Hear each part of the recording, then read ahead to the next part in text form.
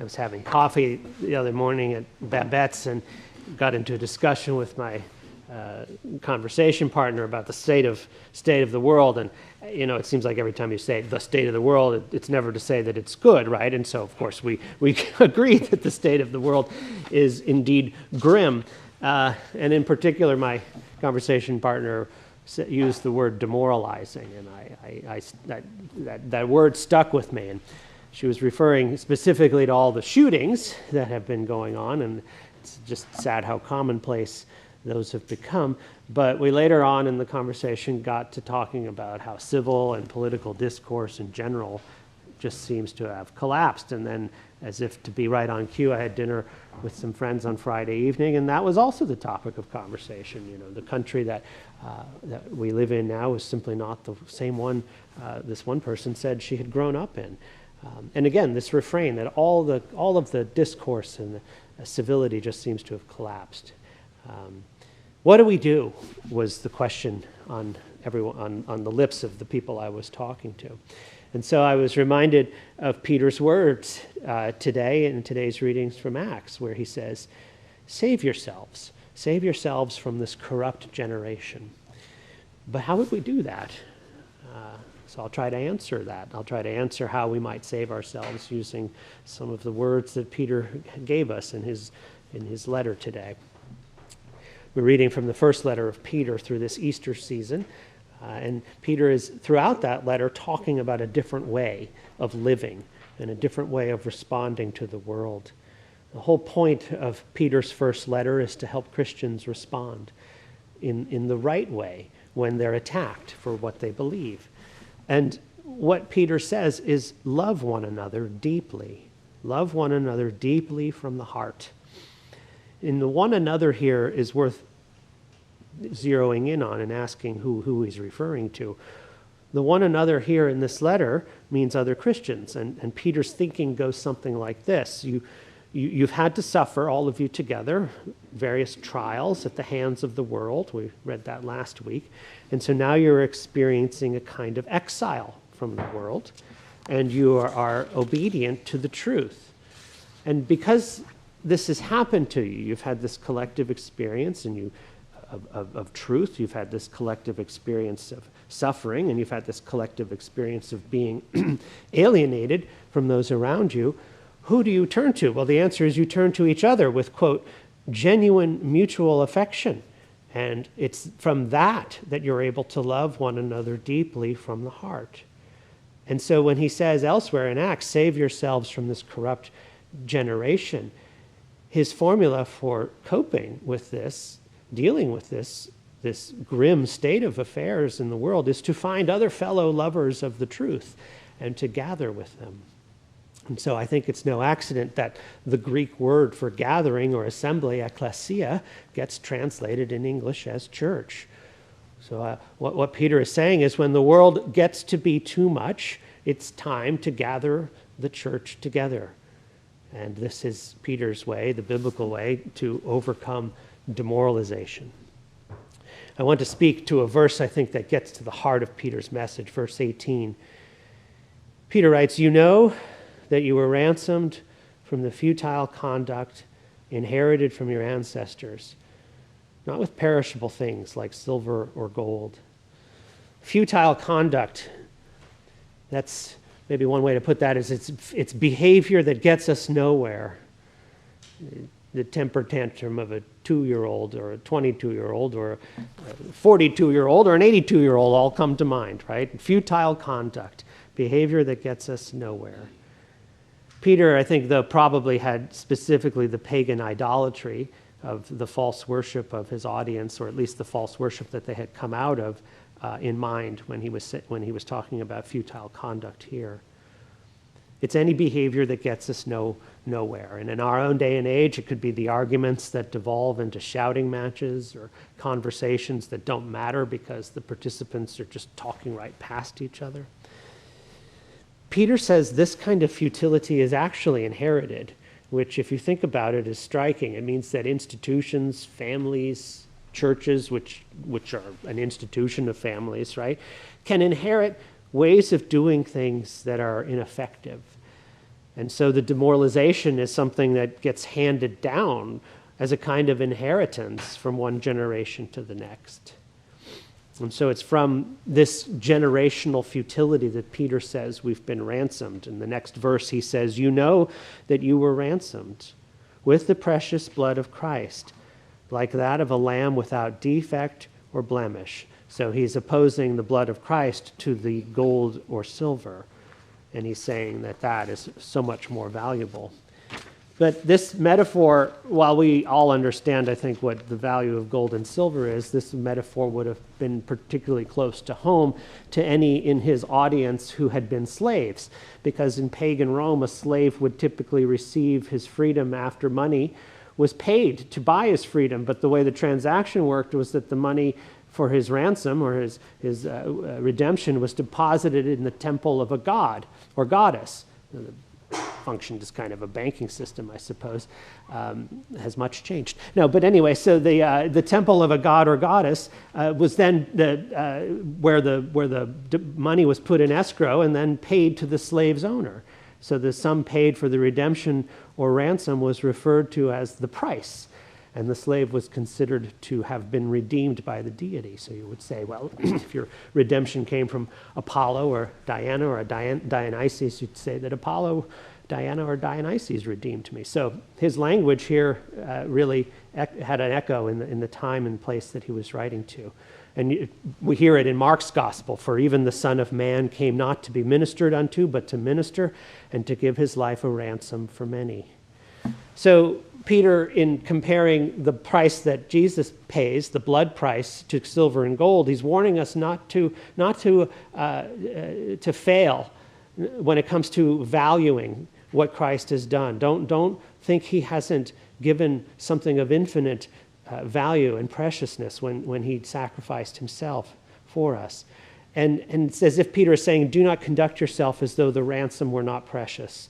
The blood of Christ has redeemed you from a useless and meaningless way, a futile way of life. And so I think one of the things that we need to think about when we find ourselves in this demoralization, whether it's because of the headlines or anything else, and I certainly include myself in this, is that if we're feeling demoralized, we need to remember that the price that's been paid, and perhaps our demoralization has something to do with us not valuing the preciousness of that price, understanding really how much has been given, sacrificed on our behalves. So that's one remedy, I think, for that demoralization, is to remember that in our slavery, Jesus thought to die for us, thought to redeem us. So we can ask ourselves, do we value the price that Christ paid for us? And if we do, we'll strive, we'll try. We'll strive to not bring shame to the name of Christian.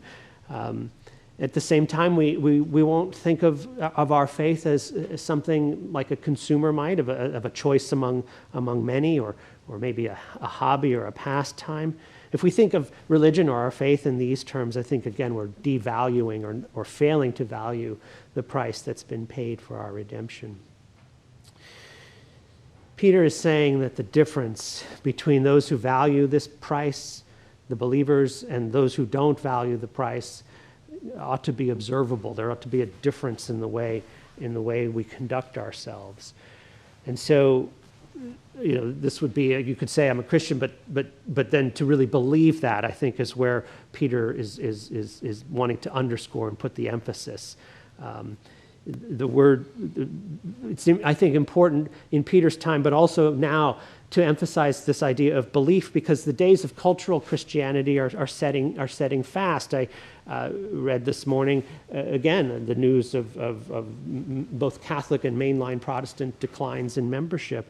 It was at a school play last night that I was just surprised to see, and this is the children's version, how many four-letter words were in the play. So the idea that we just live in a world that conforms to our Christian values is over, I think. And we'll be lucky if that's as bad as it gets, four-letter words in a high school play. I also heard the other day of outright persecution that goes on in places like Africa. Boko Haram will kill entire villages just for being Christian. So we're not there yet, but our civil discourse in its free fall, who knows? We see how senseless violence is on the rise, and as people continue to conduct themselves in futility and getting nothing for all their efforts, what do you think will go with it? Frustration, and what is the seedbed of violence and further wickedness, if not frustration? But I think there's a solution, and I said the solution is to gather the church, not necessarily to go to church. I think we're past that, but to gather the church, and that church has to be a place where we gather from genuine mutual affection, where we come to love one another deeply from the heart. Peter's not speaking about some general feeling of goodwill towards your fellow man, right? This is not just, I think nice things about everyone, the community at large. Peter knows that the community that he's writing to doesn't like the church and those who believe. And he's echoing what Jesus says, if the world hates you, keep in mind that it hated me first. So Peter's solution to demoralization, the means by which we can counter this hatred, is right here. It's in our very midst. I mean, we're all looking at each other. We're the solution. And this becomes clear if you look at the Greek. What gets translated in this morning's reading in our Bible as genuine mutual affection is actually eis Philadelphian, anipokriton, Philadelphian, right? We know what that means, the city of brotherly love. And so that's really what it's talking about, brotherly love. And to change the translation to make it more inclusive, I think, is good on the one hand, to emphasize the inclusion, but on the other hand, it removes the brotherly part, the familial part.